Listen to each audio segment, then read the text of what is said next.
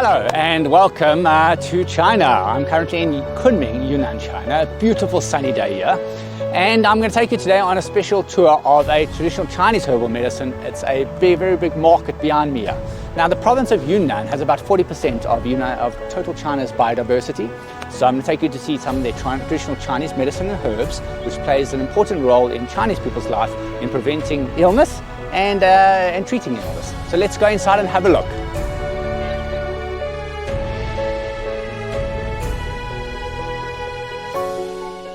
So now we're outside the market here and they're drying two different types of products. This one here, these beautiful little colors, are actually used in treatment for skin. So they're using face masks and beauty treatments. This is called tao jiao. It's actually a wax that grows on trees. Beautiful color, they're drying it out at the moment. And behind me what we have is dried leaves. These dried leaves are from a plant that's used to treat kidney stones and liver stones. So these are two traditional Chinese herbs used in everyday Chinese life. Let's keep going. So now we're inside the market. This market is quite big, over 270,000 square meters, and inside we have about 2,000 different shops with 3,000 special type of herbal medicines. Now in China, one of the interesting things in China, they have a saying which says in Western medicine, when the head hurts, you treat the head. But in Chinese medicine, they emphasize whole body holistic health. So when the head hurts, you treat the body. So many Chinese medicines are actually preventative. These various products have medicinal attributes that are put into your food in daily life. So today we're going to find the 10 most famous traditional herbs of Yunnan. Let's go. So now we walk into one traditional type of shop. You'll see different types of products are nicely displayed. And inside here what we have is a bit of ginseng, which is actually called ginseng. So in China they have different types of ginseng, which is a traditional herb.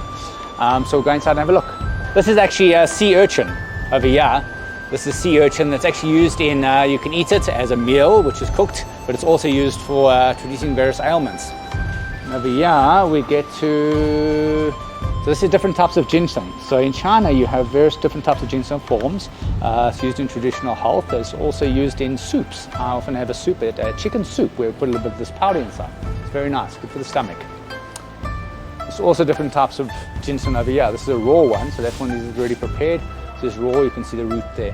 The root is used and also the leaves are used. So the next product here is one of the most famous herbs in Yunnan and in China. It's called sanqi. It's called a type of Panax ginseng. So if you know ginseng in the foreign market. Now this is the root of a plant that has a very nice flower on top of it. And the largest area where it's produced is a place called Wenshan. Okay, and so this is used for the treatment of blood clots, blood circulation, a lot of these kind of blood ailments. They use this sanqi herbal product. It's also used in, I think, Western medicine, a lot of products as well as compounds. So it's Panax ginseng, very interesting, and it's used in daily life as well as the treatment of various illnesses. And in front of us here, what we have is something called Tianma, called Gastroida elata, it's the English name. It's been used for over 2,000 years in China. So there's a history going back 2,000 years. It's from an area called Jiaotong, most famous production era. And it's used to treat dizziness, numbness, swelling, also helps with insomnia. So often we have this actually at a dinner table. They'll cut small pieces and we'll actually eat it fresh. So it helps you to sleep well. It relaxes the system, the nervous system and the central nervous system. Used for over 2,000 years in China. It's called Tianma. Very good. It's quite amazing. So this is a fungus that grows in the root of a tree at the bottom. This one here is about 1,000 years old. It's used for treating phlegm disorders and calming the immune system. 1,000-year-old fungus used in traditional herbal medicine. So the next shop is actually very interesting. And over here is something called bird's nest, which my mother-in-law loves to eat. It's actually a way of prolonging life and health and nutrition. And when you hear about it, it's actually from the enzymes of a bird that comes out, the enzymes of a bird that goes into a nest underneath it, that they then take from underneath the bird and they create this product. And my mother-in-law will actually cook it up as a soup, or otherwise put in a little bit of hot water and a little bit of some sort of spice inside there, and she loves to eat it. She'll eat it maybe every week, 3 times to prolong her life.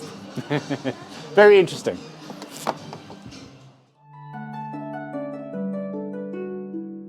So this next one is called shihu. It's a dendrobium. It's a plant that grows on rocks, wet rocks, at an altitude of 1,600 meters. Now in the old traditional Chinese medicine system, you have yin and yang. Now yin is the internal and yang is the external. And this is used to tonify the stomach in traditional herbal medicine. And this is a fresh version. And over here we have a dried out piece of this herbal medicine. And over here what we have is dried and then almost curled into pieces like this that's used in various cooking. Let's keep going. The next one is something quite amazing. It's called Cordyceps sinensis. It's called Chong Tao. Now you'll see this thing here as a root that grows under the ground at an altitude of 3,000 to 4,000 meters. Now this starts out actually as an insect, and the insect then dies underground and turns into a fungus, and the fungus eventually turns into a medicinal product. This has been used in China for over 2,000 years. It's very famous, and you have different types and different designs. So I'll open this one up here. And so this is now dried Cordyceps sinensis, which is called Chong Tao. And so what you see underneath it actually originally was an insect that then died, turned into a fungus, and the top part is a root that grows above the ground. This is very often found at 3,000 to 4,000 meters. It's fascinating. And this is used for kidney and for general health wellness. So kidney and general health, and also for phlegm, to prevent phlegm. Very interesting product, fascinating. Only in China. So Yunnan also has other types of products. This is now wild organic honey, different types of organic honey from a forest in Xishuangbanna, the southern part of this province. Very beautiful, very tasty. Black honey and golden syrup honey, lots of different types of honey.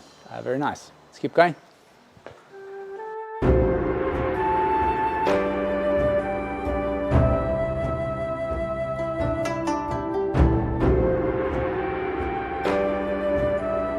And so we continue on our journey into the mysteries of Yunnan products. This is called Chong Lo. Now this can relieve swelling and soreness in the body.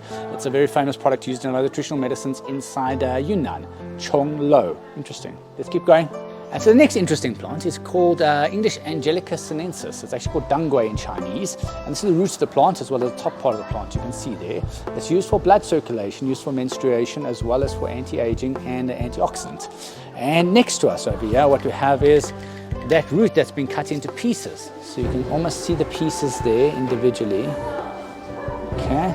And finally, what we have is the root that's sold individually over here.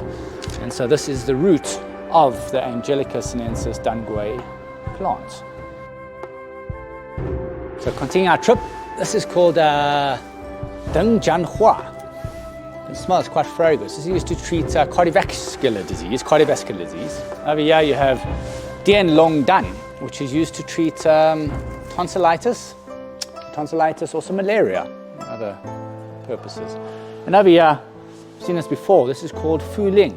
Now this one, actually I've eaten in a soup, and this has got various antioxidant effects, but also it calms your heart rate. When I ate it in the soup, I felt very calm and relaxed. Very tasty. Keep going. And over here we have a little bit of cardamom. This is very fragrant. Hold a little piece up to your nose. It's got a very fragrant smell. We also have it in the west, cardamom. Very nice. So it was interesting. We've just been on a tour of the local market here and seen the 10 most famous Yunnan traditional herbal products. Some of them you may recognize, a lot you don't. Now in Chinese herbal medicine, these medicine products are also used as an active compound in medicines, but they're also used in daily cooking to keep yourself healthy and strong every day. So as the saying goes, in Chinese medicine, when you have a headache, you treat the whole body. You treat the foot, you treat the whole body. So let's go and see more interesting places in Kunming. Let's go. Today I'm going to take you on a little tour of my local district in Kunming, a museum, to a library, also to a culture centre and other places.